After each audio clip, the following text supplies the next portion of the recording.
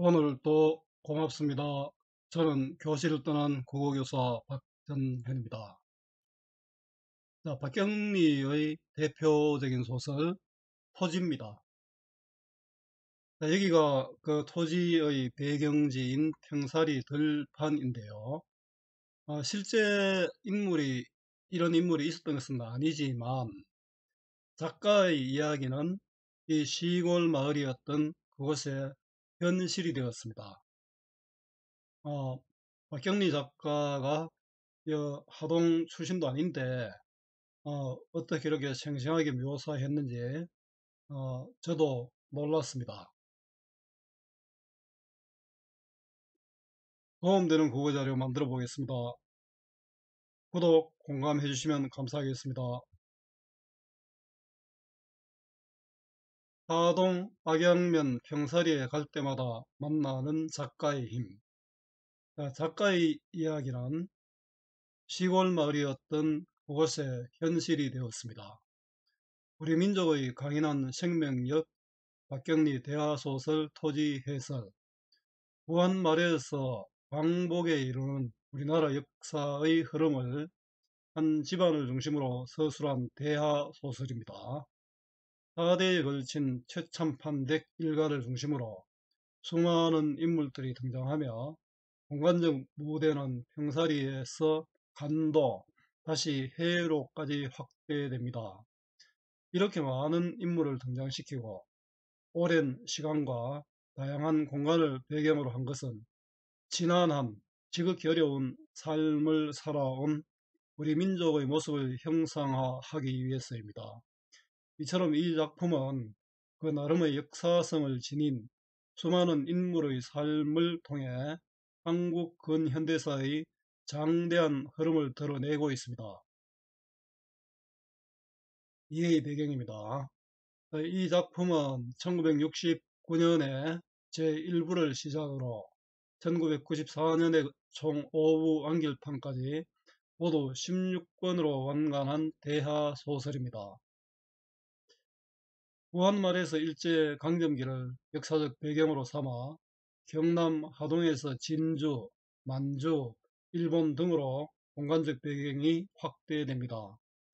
최삼반댁 일가의 몰락과 재건이라는 이야기를 근간으로 하고 있는데 봉건적 가족 제도의 해체, 신분 계층의 해체, 서구 문물의 수용과 식민지 지배, 간도 생활을 통한 민족 이동의 문제 등을 통해 개인의 삶은 민족의 운명과 함께한다는 점을 잘 보여줍니다.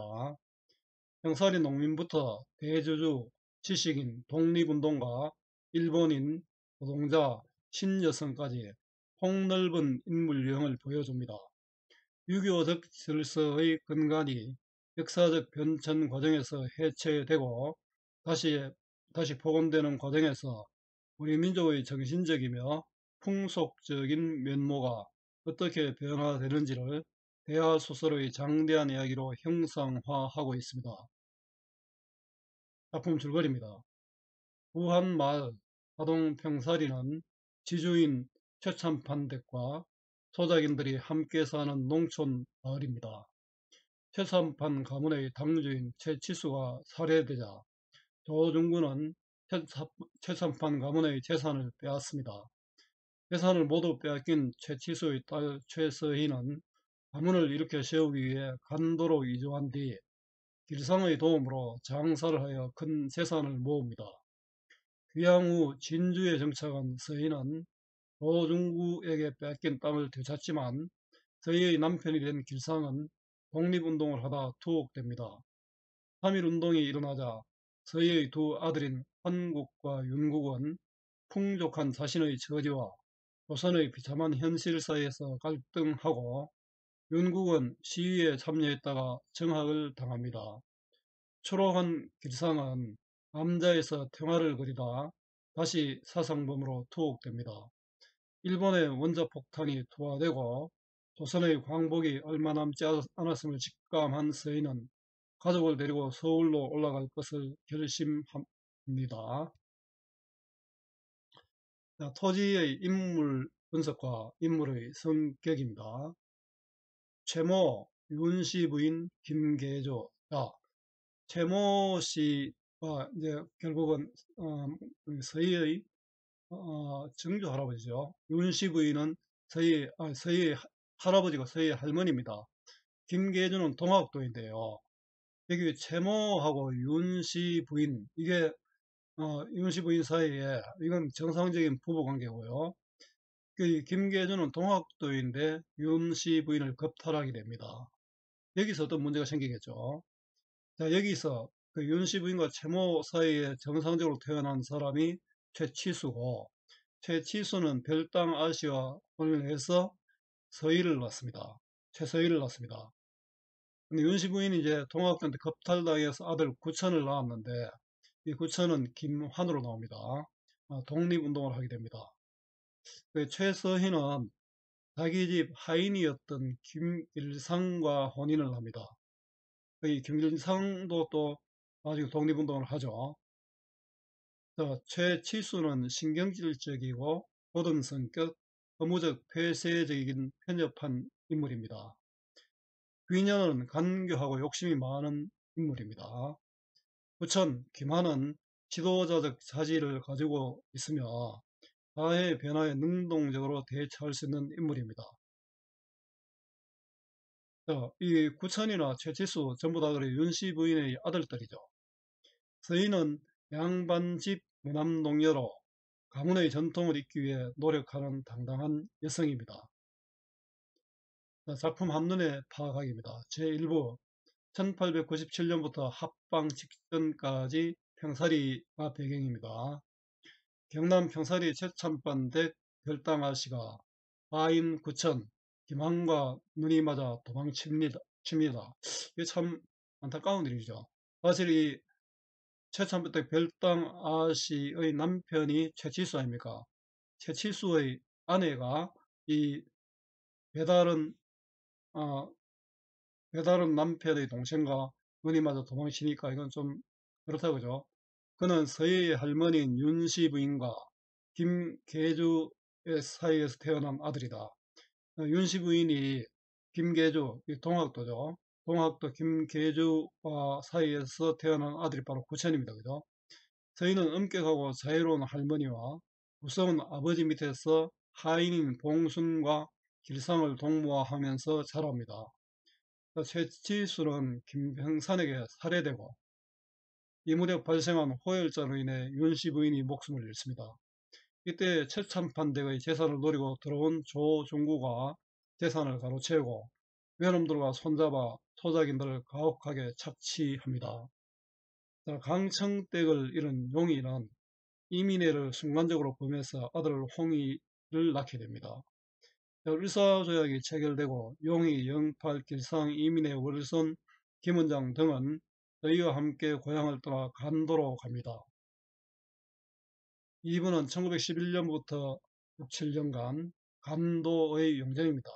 옛날에 우리가 이제 간도로 왜 그렇게 사람들이 많이 갈 수 있었냐면은, 간도가 원래 여진족의 나라잖아요. 여진족이 살았던 곳이잖아요. 근데 여진족이 바로 청나라를 건국하고부터는 전부 다 중국 본토로 가버렸겠죠. 그래서 여기는 좀 비어 있는 그런 곳이었습니다. 간도에서 장사를 하여 큰 부자가 된 서희는 조중구에 대한 복수의 일념에 사로잡혀 독립운동에 쓰기 위한 이동진의 자금 지원 요청은 거절하면서도 일본인에 의해 세워진 운흥사의 건립에는 적지 않는 금액을 기사합니다. 왜냐하면 자기 목표가 있잖아요. 원수를 갚아야 되죠. 서희는 길상과 결혼하여 한국, 윤국이라는 두 아들을 낳습니다. 그리고 구시대를 대표하는 김훈장의 죽음, 이용과 월선의 애끓는 사랑과 월선의 감동적인 마지막 모습, 일본의 밀정이 된 김두수와 길상을 중심으로 한 친일파 독립운동가의 대립이 펼쳐집니다. 자, 길상은 독립운동가의 일을 합니다. 반부는 1919년 가을부터 몇 년 동안 진주, 서울, 평사리입니다. 저희는 조중구에게서 평사리의 집문서를 인계받음으로써 빼앗겼던 최씨 집안의 모든 재산을 되찾습니다. 저희는 생활에 어려움을 겪는 봉순과 용의를 돕고 남편 길상이의 옥바라지를 하며 자신의 가족사의 성취 과정과 맺었던 인연에게 보상하는 일을 합니다. 그리고 김한을 중심으로 한 지리산 의병 활동과 간도의 만주 망명객들의 생활 등이 그려집니다. 4부는 1930년대부터 현대까지 서울, 동경, 상해입니다. 대의 아들 한국과 윤국의 성장, 길상의 추로, 원자금 강탈 사건 이후 만주로 도피하는 송관수의 갈등, 명희의 이혼과 새로운 삶, 윤실과 일본 오가다의 사랑, 그리고 인실의 도피와 변신, 색소폰 주자로 떠도는 송관수의 아들 영광의 모습이 그려집니다. 제5부는 1940년대 통년 병살입니다. 진정한 사랑의 의미를 깨달은 서해의 모습과 병살이 사람들의 삶의 이야기가 우일담 형태로 채워집니다. 또한 해도사와 소지감 등을 중심으로 한 지리산 모임, 이홍의 딸 상희의 일본 학교 생활, 일본인의 앞잡이가 된 우계동의 행패 등을 통해 일제말의 현실이 적극적으로 그려집니다. 감상하기인데요. 앞부분 줄거리입니다. 1980년대 경남 하동 5대에 걸친 만석지기 최sam판의 부인인 윤씨 부인은 아들 치수가 어렸을 때 절에 갔다가 동학군인 김계주에게 겁탈을 당해 환을 났습니다. 최칠수 집에서 성을 살던 환은 치수가 성불구가 되자 치수의 부인인 별당아씨, 자기의 형수죠. 별당아씨가 정을 통해 달아납니다. 호동 즉위 40년에 전국을 휩쓴 콜레라와 흉년으로 많은 사람이 죽을 때 최참판가의 재산이 탐난 치수의 외척형인 조중구 부부가 계략을 꾸며 성공합니다. 을사조야 후 조중구는 일본 앞잡이 노릇을 하며 자신의 지위를 공고히 하고 최참판가 상성녀 서희는 마을 사람들과 북간도로 떠납니다. 간도에 정착한 서희는 가문을 되찾는 것을 목표로 길상과 공노인을 도움을 얻어 노력한 끝에 거부가 됩니다. 이를 위해 그녀는 친일도 했습니다. 길상과 혼인한 서희는 두 아들을 낳습니다. 윤국과 한국이죠. 길상은 아내 서희의 가문에 대한 집착과 자신의 신분 때문에 고독을 느낍니다. 왕사를 아는 장년 노년층의 남정네들은 서희가 평사리에 나타난 것으로 봐서 무슨 변동이 있을 것이라는 말들을 하며 수군거렸다. 왕사는 지난 일이죠. 자, 변동이 있을 것이다. 뭔가 지금의 환경과 다른 어떤 일이 일어날 것이라는 거죠. 복선입니다. 전곡은 곡식입니다. 푸짐하게 내놔서 유감없이 신풀이를 했고 밤하늘 장작불이 활활 타오르는 백사장에 벌어질 오강대꽃에 대한 기대도 컸으나 일말의 불안을 지울 수 없는 것이었다. 일말의 불안. 마을에 여러 가지 좀 나쁜 일이 많이 생겼죠. 사람 사는 데는 복잡한 일이 많습니다. 병사리에 나타난 서희로 인한 불안감입니다. 정학이와 산청댁은 다른 농민들처럼 서희와의 사이에 이해관계는 없었지만 김훈장과 서희와의 인연, 얽히고 섞였던 인연을 생각하며 김훈장은 의병활동도 했습니다. 이거는 서희의 치부, 부부자가 되는 과정, 또 결혼 과정을 비난한다는 겁니다. 마을 사람들이. 정성 들여 지은 새 옷으로 갈아입고 정중하고도 경외스러운 마음으로 최선파댁을 방문했다. 서희는 어쨌든 하인하고 결혼했으니까 또 돈을 모을 때 또 친일도 했고 이랬잖아요. 그래서 비난을 받을 수밖에 없었겠죠. 그러나 서희는 관례적인 것에서 한치도 벗어남이 없이 두 여인네를 대하였다. 관례적인 것에서 한치도 벗어남이 없다. 이건 형식적인 만남이었다. 이런 뜻입니다. 반가는 양반가입니다. 양반가의 부인이라 예언했으나 살얼음같이 냉담하여 서희의 성격이 굉장히 냉정했습니다. 그렇기 때문에 어렸을 때 망한 집안을 그렇게 살렸겠죠. 두 여인네는 자리에 오래 머물 수가 없었다. 묵묵히 돌아오는 길에 점화기가 입을 때였다. 옳게, 예. 야들야들한 그 손을 생각하니 우리네 손은 소나무 껍질이요. 이건 부러움과 어떤 울분이죠. 얼마간의 울분을 먹으면 음성이다. 그 말 떼꾸는 아니하고 산성땡은 본시 성미가 찬가보지요. 산청댁이 느끼는 서희에 대한 인상입니다. 최신의 여인이니까요. 윤씨 부인과 서희가 바로 최신의 여인이었습니다. 굉장히 조금 냉정하고 냉철했습니다. 기상이 어릴 때부터 대단했지만 서희의 성격이 드러나죠. 아주 기상이 두드러졌다. 정학이는 서희가 어렸을 때부터 특별한 기상을 지녔다고 생각하고 있습니다. 잘못한 게 뭐 있겠어? 지체가 다르고 사는 풍도가 달라서 그랬겠지요. 풍도는 풍채와 태도, 양반들과 우리들은 뭐 당연히 그런 거 아이가? 이런 이야기죠. 서희의 차가운 성격과 기상이 드러납니다. 자, 여기까지 위기 1인데요. 마을 남정네의 불안과 서희를 찾아간 점아기와 산청댁입니다. 서희가 이리 왔으니까 뭔가 뭐 특별한 일이 일어나지 않을까 이런 걱정을 하는 거죠. 달빛과 장작불과 백사장과 강바람과 오광대가 벌어진 강변으로 마을 사람들은 다 몰려갔다. 잔치판이 열렸죠. 마을은 텅텅 비어 불빛이 새나는 집이라고는 언덕 위의 최참판댁 뿐이었다. 사람이 몰래 들어올 수 있는 그런 배경입니다. 이런 상황이니까 누군가 깜깜한 밤이나 들어올 수 있겠죠. 가슬 이마 쪽으로 내려선 사내가 동저고리 바람의 사내와 소리를 죽이며 얘기를 하고 있었다. 이 가슬 이마 쪽으로 내려든 사내는 김한, 윤씨의 아들입니다. 그 서희 아버지의 이부 동생. 이거는 엄마는 같은데 아버지가 다르다는 거죠. 자, 동저고리 바람 사내는 장서방입니다. 자, 새로운 사건이 지금 시작되고 있습니다. 최참판댁 뒤채 옛날에 김서방 내외가 거주하던 곳에서 이윽고 사내는 마루 끝에 걸터앉고 동저고리 바람의 사내가 급히 안으로 들어간다. 대청 마루에까지 간 사내는 마님, 장서방이냐 서희의 힙사입니다. 해관 스님께서 급한 일로 사람을 보내왔습니다. 자, 해관 스님은 김한의 독립운동 자금을 전달하는 그런 사람입니다. 자, 서희가 길상이 왔을 것으로 기대하게 하는 그런 인물이죠. 예, 허나 다른 사람이 알면 위험하다는 그런 뜻이겠죠. 알았다. 서희의 집에 숨어든 사내입니다. 갓을 내려선 사나이는 사랑으로 들어갔고 서희도 연학을 거느리고 사랑이 든다. 연학, 장서방입니다. 사나이는 서희가 방으로 들어선데도 얼굴을 들지 않았다. 길상이를 예감했던 서희의 얼굴에 실망의 빛이 영영했다. 자기 남편 줄 알았는데 그죠? 서희는 간도에서 길상을 외롭게 해서나 지금은 길상이를 기다리고 있습니다. 아내는 갓을 벗었다. 상투는 없고 자른 머리다. 시대적 배경이 단발령 이후임을 알 수 있죠. 오래간만일세.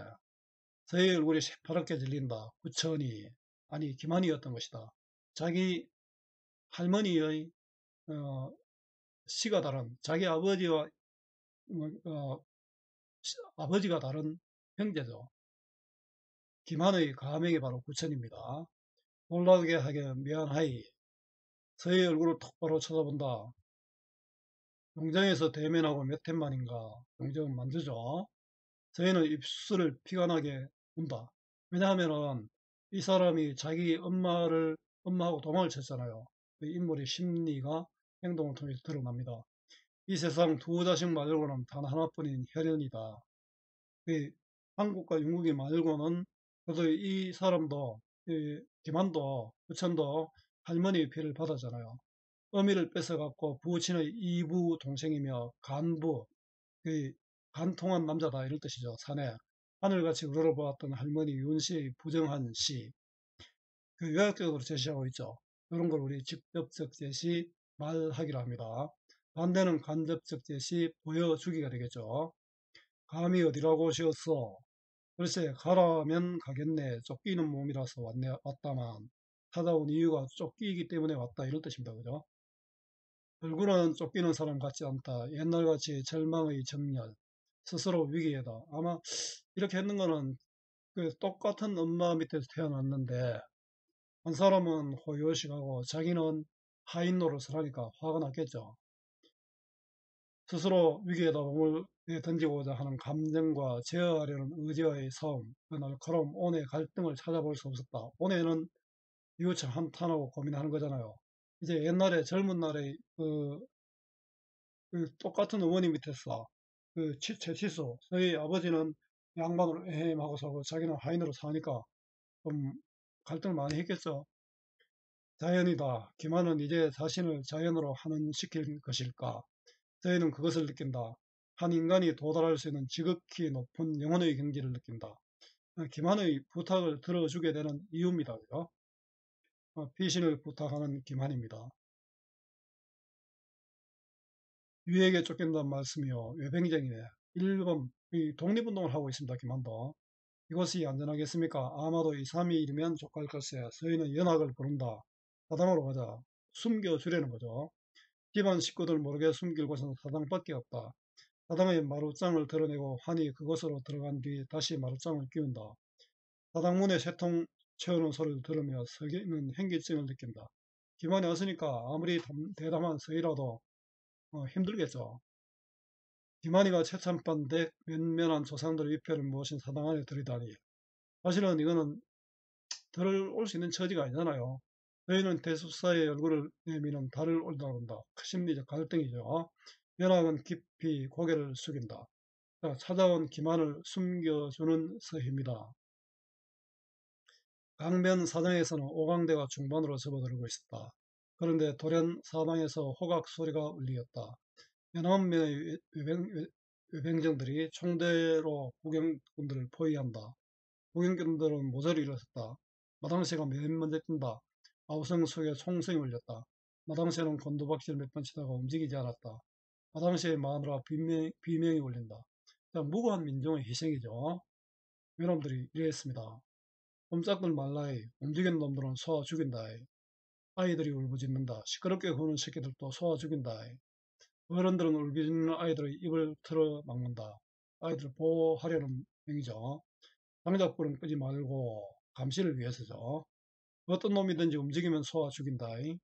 위병정에 의한 민중의 희생이 보이죠. 드러납니다. 위병정들은 2명의 감시병만 남겨놓고 나머지는 모두 마을로 향한다. 마을 요소마다 길목마다 위병정들이 배치된 채 밤을 지새운다. 새벽 안개가 거쳤을 때 위병정들은 마을의 빈집을 수색을 개시했다. 기만을 찾기 위해서입니다. 마을의 수색이 끝나자 서너 명은 최참판댁 대문을 걷어찼다. 자, 외병의 무례죠. 제 서인은 보통 인물은 아닙니다. 살다거든 바른 말을 해라이. 이쪽으로 열어놓으면 어떤 말이 개미 한 마리도 못 봐왔어. 이놈의 자식이 잔말이 많다이. 가끔씩 뺨을 휘어친다. 서인을 대하는 태도는 좀 대조가 됩니다. 아이고 나으리 살려주십시오. 연하기는 두 손으로 얼굴을 움켜쥔다. 모두 오강대 구경 나갔고 유모와 안자가 서로 몸을 의지한 채 서 있었다. 내 놈이 주인이 있을까? 아닙니다, 나으리. 서희 집으로 쳐들어온 외병정입니다. 이때 흰 치마를 끌며 서희가 대청으로 나타났다. 아이들이 따라 나오는 것을 타이르며 방 안으로 들여보내고 나서 내가 주인인데 무슨 일로 오셨어? 유창한 일본말, 엄숙한 눈빛에 뱃빙은 미인이란 뜻입니다. 하려던 말을 꿀꺽 삼킨 외병정이 다소 정중하게 묻는다. 면허가 대조적이죠. 자, 이중적인 외병정의 태도입니다. 당신이 주인이여 작전상 가택을 수색해야겠소. 여기는 적지가 아니지 않소. 선량한 국민이 평화롭게 사는 곳이요. 다소 멈칫하다가 우리는 경찰이 아니요 우리는 군인이요. 필요할 때는 이유불문하고 우리의 권을 행사할 수 있어. 그러면 수색 전에 묻겠어. 이상한 놈들이 안 와서? 이 집에는 이상한 놈들이 들어올 수 없는 것이요. 어째서 그러소? 내가 설명해가 거북하오. 하동 관청에 가서 물어보시오. 더 정확하게 알려거든 진주관청에 연락하여 알아보시오. 그러면 이 집에 이상한 사람이 들어오지 못할 이유를 알게 될 것이요. 이 친일한 것을 지금 이용하고 있죠. 외병정은 완전히 기가 웃긴다. 저희 기지와 외병정의 어리숙함이 드러납니다. 저희 집을 수색하려는 외병정입니다. 그러나 우리 군대는 관청의 지시 따위 받지 않소. 우리 임무는 누구의 방해도 받지 못하오. 부인 죄송하지만 가택 수색은 해야겠어. 정중하게 나왔으나 가택 수색을 포기하지 않는다. 저희는 뱅그레 웃는다. 직무에 충실한 분위기군요. 그렇다면 할 수 없소. 협조하는 뜻에서 한데 무슨 일로 그러시오? 가택수색을 허락했습니다. 지리산 폭도 독립군, 여기 김한 구천이죠. 이리로 빠져서 모조리 소탕했는데 상당히 재규합한 모양이요. 수색을 허락했습니다. 아주 누그러져서 어투는 친절하기까지 하다. 서해의 기상 때문이죠. 그는 수색을 개시하라는데 집중한 채 서해의 미모에 넋이 빠진 나머지 멍청이가 된 듯한 세 명에게 손짓을 한다. 예의를 지켜주시오. 집안에 오를 때 신발을 벗어주시고 아시었소? 그렇게 하겠소. 서희가 말한 대로 방안을 수색할 때 벗기 싫은 군화를 벗었으며 집안 규모의 웅장함에 내심 놀라는 것 같았다. 어머님, 군인들 왜 저러지요? 환국이와 윤국은 유병쟁이 안방을 뒤질 때 어미 옆으로 쫓겨나오며 날카롭게 말했다. 서희의 두 아들입니다. 걱정 마라. 우리 집뿐만 아니란다. 유병쟁이 서희의 집을 수색했습니다. 얼마 동안 시간이 흘렀다. 아까 서희와 얘기하던 병쟁이 나타났다. 부인, 대숲 속에 있는 집의 열쇠가 채워져 있어. 부술 수도 있는 일이나 예의를 지키겠다 약속을 했으니까 열쇠를 주시겠어? 여기에 지금 사당인데요. 김한이 숨은 곳이죠. 열어드리지요. 손수 안 그렸어도 좋소. 열쇠만 주시오. 그것이 어떤 것인 줄 아시오. 이 집에서 가장 신성한 곳이요. 서희만 열 수 있는 곳입니다. 나 말고는 열 수가 없소이다. 아하, 보물이 있는 것이구만요. 너희는 잠자코 앞서간다. 자물쇠를 열고 사당문을 활짝 열어주신 소희는 나는 협조하여서 이것은 신성한 곳이요. 함부로 수색하면 안 되는 곳임을 강조했습니다. 병정은 머리를 뒤밀고 안을 한 바퀴 돌아봅니다. 서희의 기상에 눌려 조심스럽게 수색하는 외병정입니다. 자, 정리해 보겠습니다. 갈래는 장편 소설이고 대하소설, 굉장히 긴 소설을 대하소설이랍니다. 한 사람의 일대기가 여러 대의 이야기가 겹쳐 있습니다. 역사 소설이고 또 가족사 소설입니다. 성격은 민중적이고요. 또 사실적입니다. 주제는 민족의 한과 극복 의지, 식민지 시대를 살아온 우리 민족의 한과 근원적 생명력을 보여줍니다. 근현대사 속에서 우리 민족이 겪은 삶의 애환과 극복 과정입니다. 토지를 근거로 살아가는 근현대 조선 민중의 삶을 그리고 있습니다. 특징입니다. 공간의 확대와 축소를 반복하며 진행함으로써 역사의 경망 속에 휩쓸려가는 다양한 현상들과 우리 민족과 나라의 변화 과정이 잘 나타납니다. 시간적으로 시간적 배경이 일제부터 현대까지 이어집니다. 공간적 배경은 형사리, 서울, 만주 등으로 이어지고요. 다양한 인물을 통해 한국 민중의 삶을 총체적으로 보여줍니다. 한 사람의 이야기가 아니고 온 사람들이 다 나타나죠. 그들을 통해서 우리 민족 전체의 삶을 보여줍니다. 한 집안을 통해서 우리 민족사를 보여줍니다. 민족의 순환과 고난을 보여주고요. 토지는 우리 민족의 삶의 터전이 되겠죠. 자, 이 부분은 또 다른 내용을 정리한 건데요. 다음에 제시된 오강대 굿이 벌어지기 전의 분위기입니다. 왕사를 아는 장년 노인층의 남정네들은 저희가 병살에 나타난 것을 보고 무슨 변동이 있을 것이라 말들을 하며 수근거렸다. 뭔가 일어나는 것처럼 불안감이 있죠.